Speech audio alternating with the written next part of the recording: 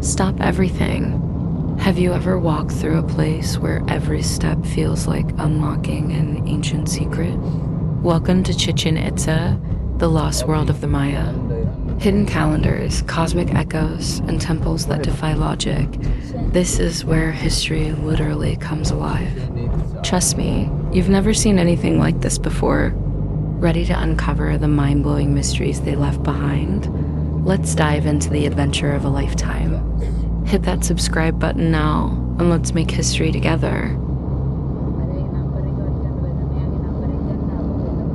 The morning air was crisp as we slid into the backseat of the taxi waiting outside our hotel. The driver greeted us warmly, his words a mix of Spanish and English. Buenos dias. Ready for Chichen Itza? His enthusiasm was infectious, and my husband and I exchanged excited smiles. This was a day we had been anticipating for weeks, a chance to step into one of the most iconic landmarks of the ancient Maya world.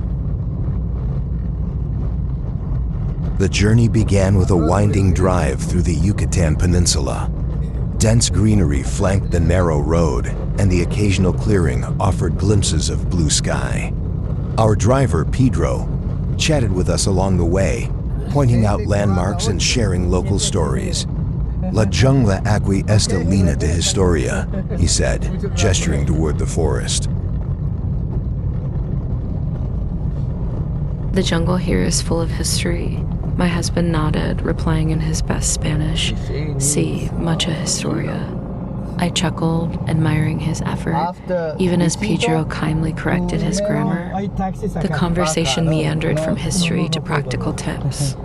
Ligun temprano, Pedro advised. Arrive early. Muchos turistas hoy. His words proved prophetic when we arrived at the gates of Chichen Itza. The scene was a vibrant chaos of colors, sounds, and movement. The line of visitors stretched far beyond what we had imagined, with people speaking in a medley of languages. The excitement in the air was palpable, like the hum of a crowd before a great performance. As we joined the queue, the diversity of the crowd became part of the experience. A French couple ahead of us spoke animatedly, their melodic tones adding an unexpected charm to the morning. We have another line for the tickets. That is the shortest Skip line. the line. No. We have 2 lines. Behind us, a family from Mexico was explaining the history of the site to their children in rapid Spanish. The little boy's voice rose in excitement as he repeated, El Castillo es gigante. The castle is giant. My husband and I shared a smile, reminded of how universal wonder could be. No, it's Nearby, 2 local guides chatted in Spanish, their words peppered with Maya phrases that hinted at the depth of history tied to this place. I found myself drawn to their conversation, catching terms like Kukulcán and sacrificio, imagining the rituals and beliefs that once filled this land with life.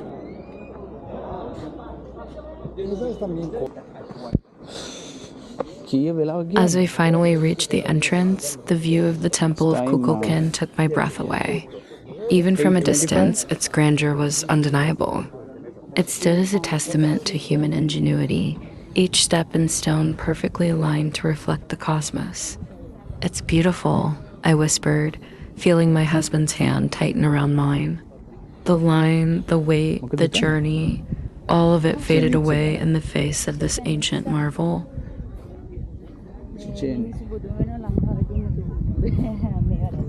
The Temple of Kukulcán Castillo dominated the horizon, its limestone steps glowing softly in the early morning light. As we approached, the intricacies of its design became more apparent. Each of the pyramid's 4 sides was perfectly aligned with the cardinal directions, a feat that spoke to the Maya's astronomical knowledge. My husband paused, gesturing toward the steps. 91 on each side, he said, repeating what we had read. Plus the top step, 365 in total.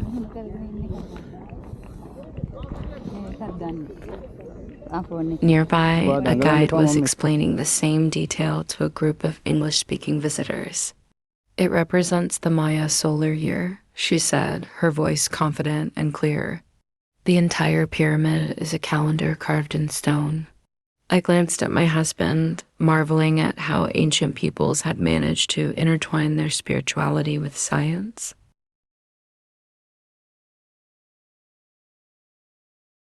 As we walked closer, I noticed the carvings along the base of the pyramid.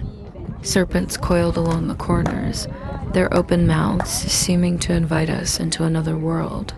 Kukulcán, my husband murmured, snapping a photo.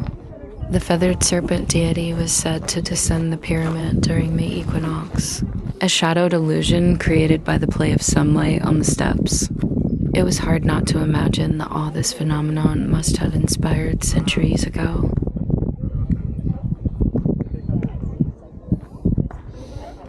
Standing at the base of El Castillo, I tilted my head back to take in its full height, almost 100 feet, though it felt even taller as it loomed against the clear blue sky. My wife was already deep in thought, studying the pyramid's intricate symmetry and pointing out details to me. "Look at how precise the steps are," she said, her voice tinged with awe. "They're perfectly aligned. How did they manage this without modern tools?"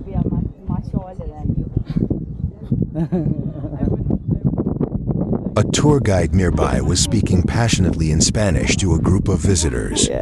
"Cada piedra fue colocada con un propósito," he said, gesturing to the structure. Every stone was placed with a purpose. His words resonated.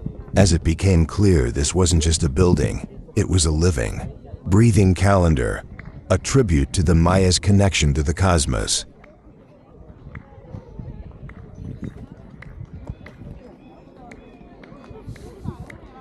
El Castillo was more than a marvel of architecture. It was a temple dedicated to Kukulcán, the feathered serpent god. Twice a year, during the spring and autumn equinoxes, sunlight and shadow would combine to create the illusion of a serpent slithering down the pyramid steps. As the guide explained this phenomenon, he clapped his hands, demonstrating the pyramid's acoustic engineering. The echo that came back sounded eerily like the chirp of a quetzal bird, a sacred creature in Maya mythology.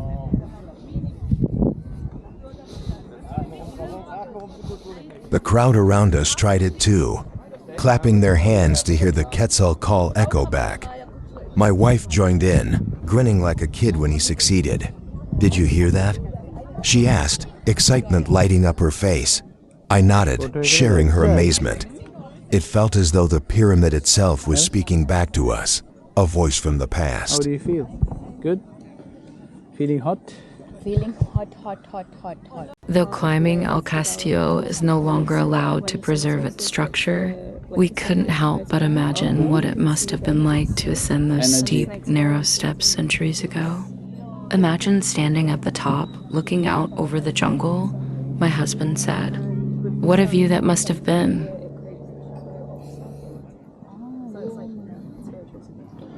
I pictured the priests who once climbed those steps, carrying offerings to Kukulcán.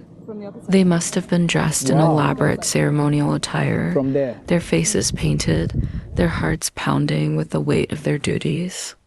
At the summit, rituals were performed to honor the gods, ceremonies that blended astronomy, spirituality, and sacrifice. As we circled the pyramid, I noticed smaller details, weathered carvings of jaguars and eagles clutching hearts, symbols of power and sacrifice.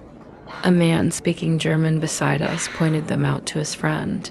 Das sind Symbol des Krieges, he said. These are symbols of war. His voice was reverent, and I found myself drawn to the energy of his words, even if I couldn't fully understand their meaning.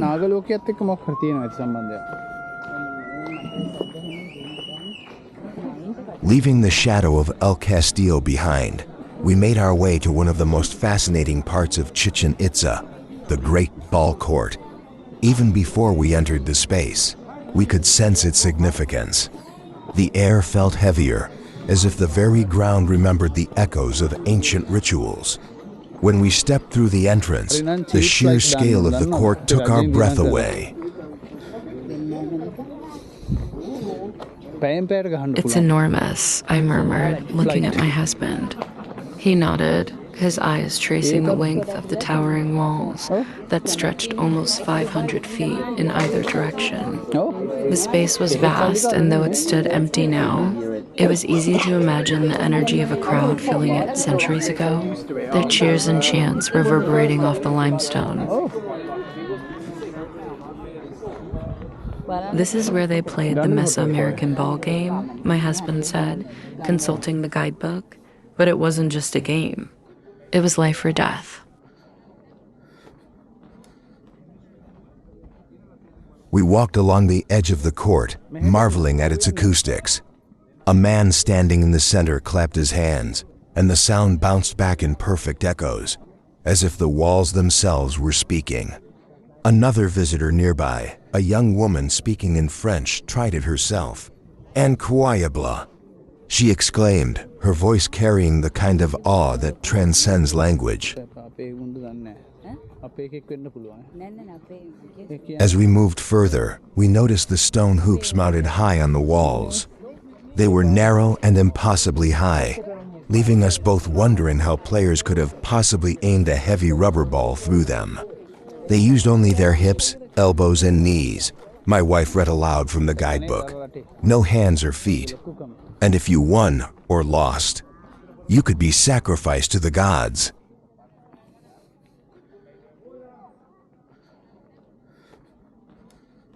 The carvings along the walls told the same story.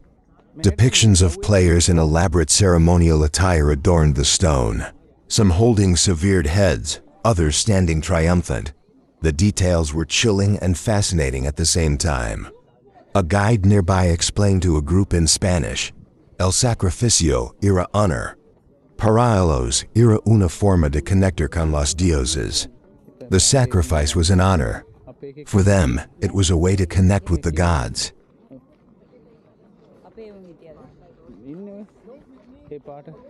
Standing in the middle of the court, I couldn't help but think about the stakes of the game. It wasn't just a sport, it was a cosmic battle, a ritual that mirrored the eternal struggle between light and darkness, life and death. I turned to my wife. Can you imagine being one of the players? I asked, knowing that winning or losing could mean everything.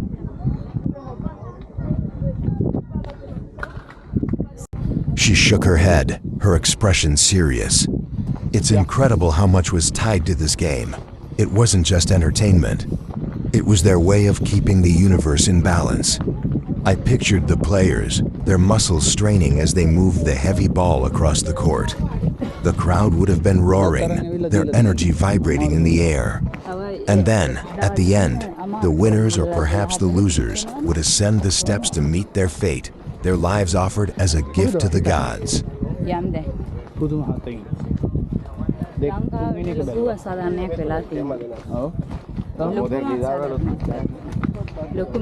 As we made our way toward the Temple of the Warriors, the energy of Chichen Itza shifted. While El Castillo commanded awe with its grandeur and cosmic symbolism, the Temple of the Warriors felt more grounded, a place that spoke of strength, community, and protection. Even from a distance, its rows of carved stone columns stood like sentinels, their silent presence adding a solemnity to the air.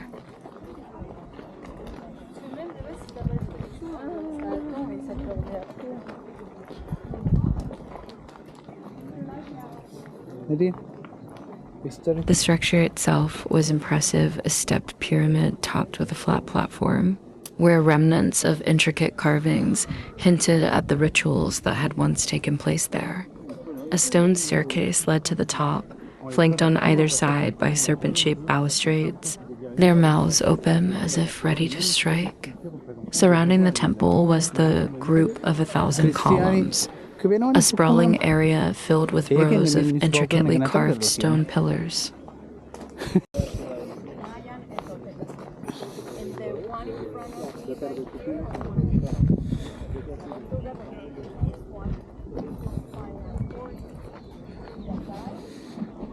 Each column seemed to have its own personality, with faint carvings of warriors, jaguars, and eagles still visible despite centuries of erosion.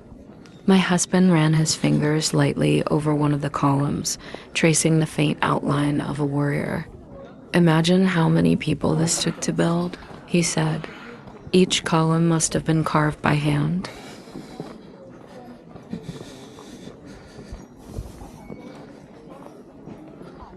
Nearby, a guide was explaining the significance of the columns to a group in Spanish. "Representan el poder y la unión de la comunidad," he said. "They represent the power and unity of the community." He gestured toward the rows of columns, describing how they had once supported a large roof, creating a covered space where people gathered for ceremonies and discussions.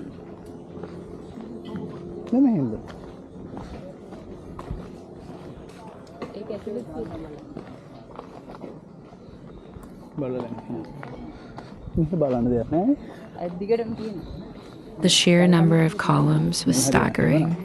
We wandered through them, marveling at how they seemed to stretch endlessly in every direction. It was easy to imagine the space filled with the hustle and bustle of ancient life priests preparing for rituals, warriors sharpening their weapons, and commoners seeking guidance from their leaders.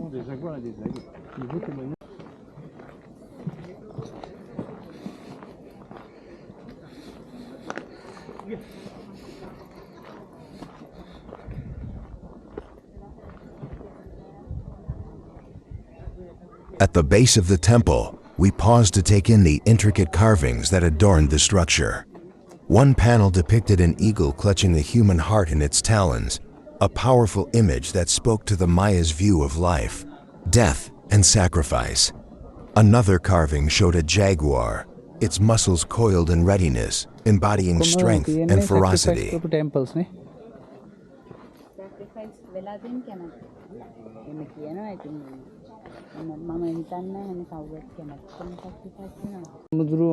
These animals were more than symbols, my wife said, consulting the guidebook. They were protectors, guardians of the people and the gods. She pointed to another carving, this one showing a warrior in full regalia. And the warriors, they weren't just soldiers. They were spiritual leaders too.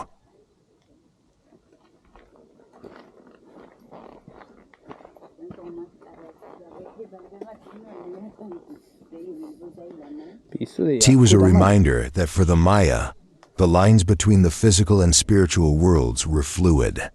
Every action, every ritual, every carving had meaning, connecting them to their gods and the universe.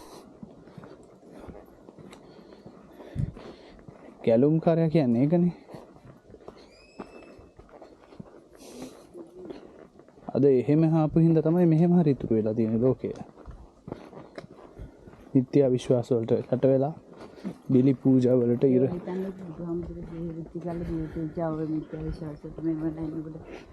From the Temple of Warriors complex, we wandered toward the Temple of the Tables, a smaller but equally fascinating structure nestled amidst Chichen Itza's sprawling grounds. Its name intrigued us, and as we approached, the reason became clear. Rows of stone platforms, resembling tables, surrounded the base of the structure, each supported by intricately carved pillars. These tables seemed to suggest a purpose tied to offerings or rituals, though the exact details remained a mystery.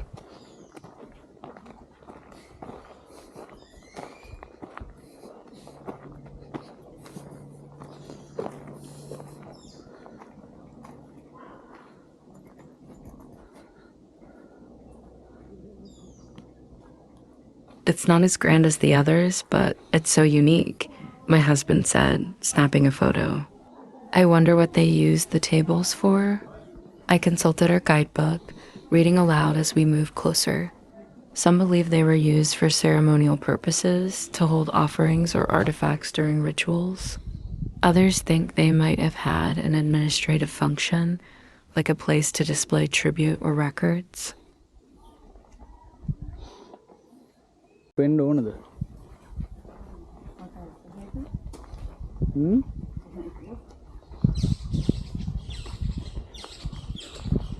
පරණත් නැත්නම් එච්චර. The temple itself was modest compared to El Castillo or the Temple of the Warriors, but its design was no less intricate. The steps leading up to the structure were flanked by carvings of jaguars and serpents, symbols of power and protection. The platforms, or tables, were adorned with faint geometric patterns and figures, their details worn but still visible. විශාල area කන්නේ.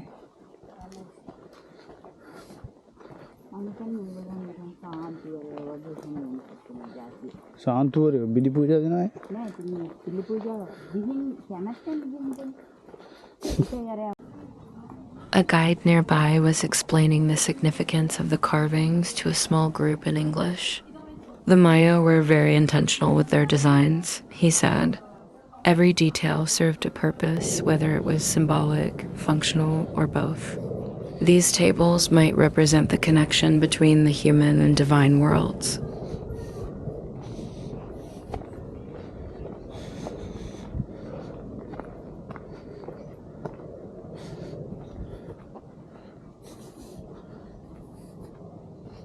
I ran my hand lightly over one of the carvings, marveling at the precision.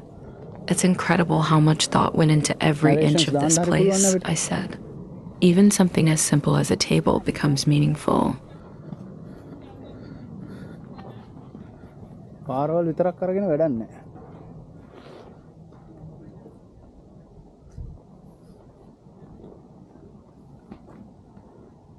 Standing amidst the rows of stone tables, I tried to imagine what this space might have looked like in its prime. Priests in ceremonial attire moving between the tables, arranging offerings of jade, feathers, and food.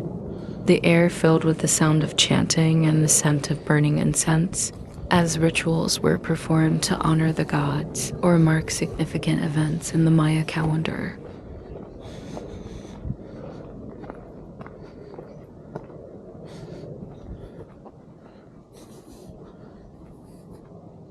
මේව තමයි වටින්නේ. Shots. My husband leaned against one of the pillars, deep in thought. It's almost like a marketplace, he said. But instead of trading goods, they were offering them to the gods. The comparison made sense. The Temple of the Tables seemed to bridge the sacred and the practical, a place where the Maya's spiritual and everyday lives intersected.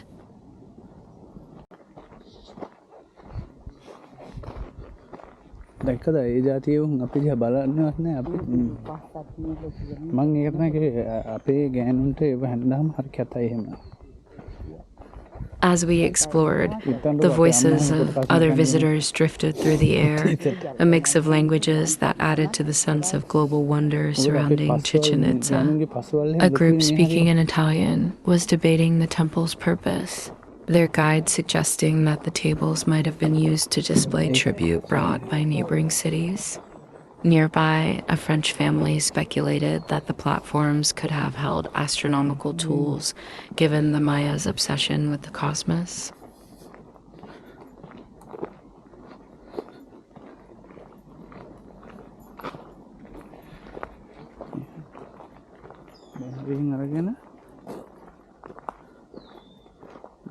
My husband turned to me, smiling. Everyone has their own theory, he said. That's part of what makes this place so fascinating. There's still so much we don't know.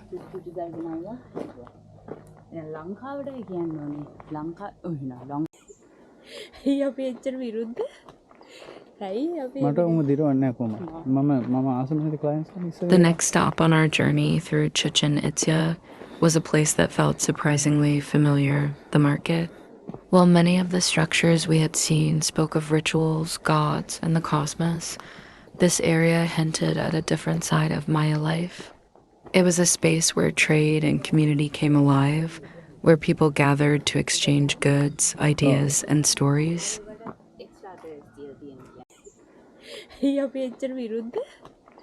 මට උඹ දිරවන්නේ නැහැ කොහොමද මම ආසමනේ clients ලා ඉස්සර ඉඳලා. It's amazing to think this was once full of life, my husband said as we approached the open plaza. Rows of stone platforms stretched out before us, their symmetry suggesting an organized space where traders and buyers might have met. Surrounding the plaza were partially reconstructed columns, remnants of the grand structures that once stood here.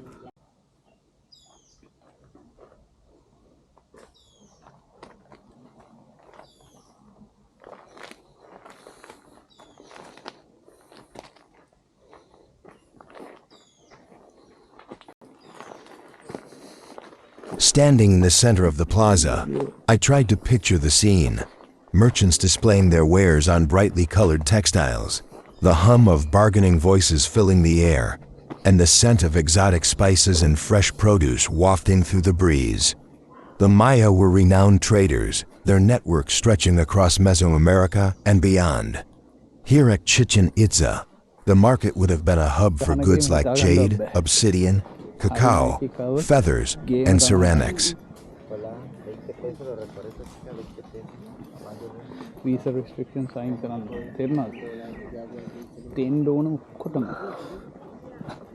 access අඩු කරලා හැමදේම. This must have been the heartbeat of the city, I said, turning to my wife. It's where everything came together: trade, culture, even politics. She nodded, her eyes scanning the rows of stone. And it wasn't just goods they were trading. It was knowledge too. Ideas must have flowed through here as much as anything else. නෑ එයාලට ගණන් වැඩිනේ. එයාලා ඉන්නේ අපේ රටවල.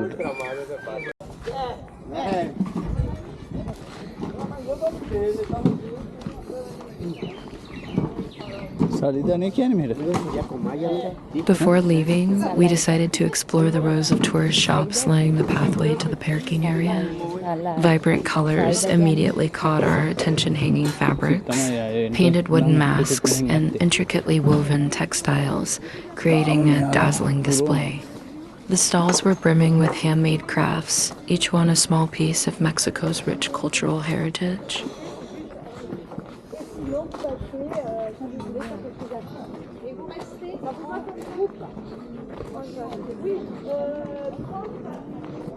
Look at this, my husband said, picking up a small obsidian jaguar figurine. Its glossy black surface shimmered in the sunlight, and its sharp features seemed to embody the strength and mysticism of the ancient Maya. This way? Thank you.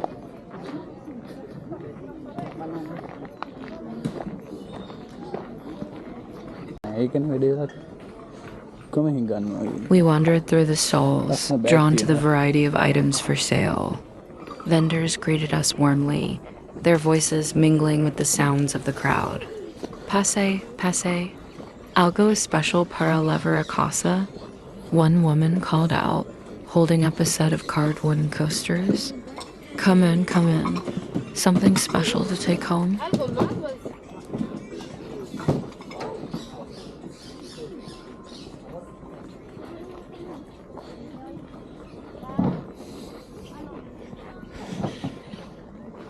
මේ තොප්පිය නම් මාර වටිනවා නැත්තා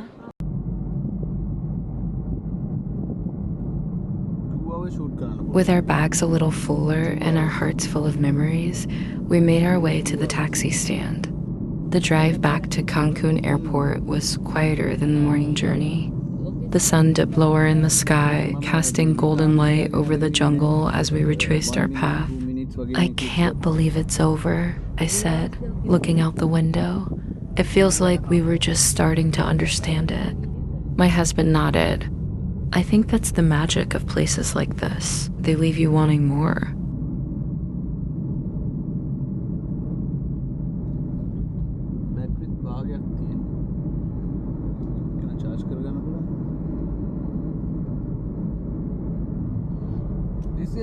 Our driver, an older man named Carlos, spoke little English but was eager to share his knowledge of the area. "Le gusto Chichen Itza?" he asked. "Did you like Chichen Itza?" "Sí mucho," I replied, smiling. "He's incredible." "Yes, very much." "It's incredible."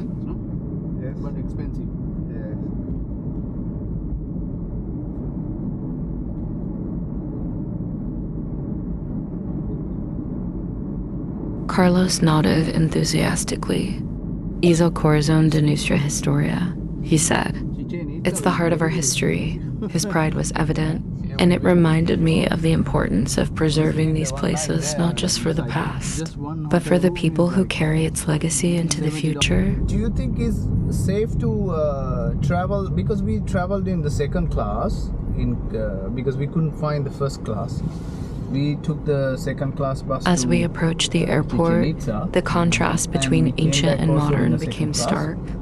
The We quiet never had reverence any of problem. Chichen Itza gave way to the bustling energy safe of to Cancun really International wait? Airport, where travelers rushed to check in for flights and announcements echoed through the halls.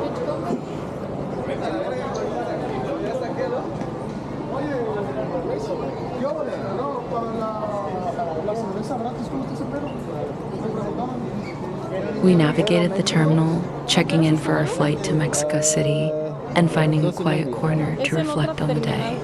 The souvenirs in our bags felt heavier than their weight. They were symbols of a journey that had deepened our connection to history and to each other. "It feels strange to leave," I said as we waited at our gate, "like we're stepping out of one world and into another."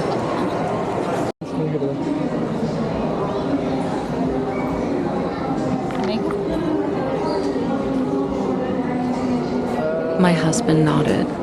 "But we're carrying part of it with us," he said, gesturing to our bags. "And it's not just the souvenirs. It's the experience."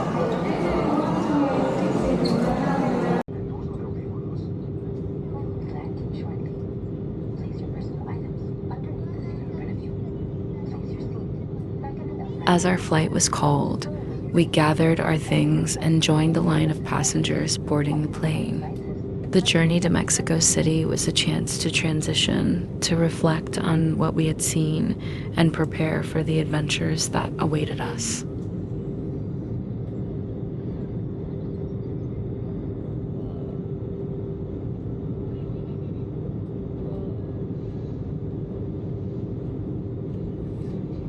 As the plane ascended, I looked out the window, watching the Yucatan Peninsula fade into the distance. My mind replayed the highlights of the day, the grandeur of El Castillo, the mystery of the ACAB jib, the vibrant energy of the market. Each moment felt like a thread, weaving together a story that was far from finished.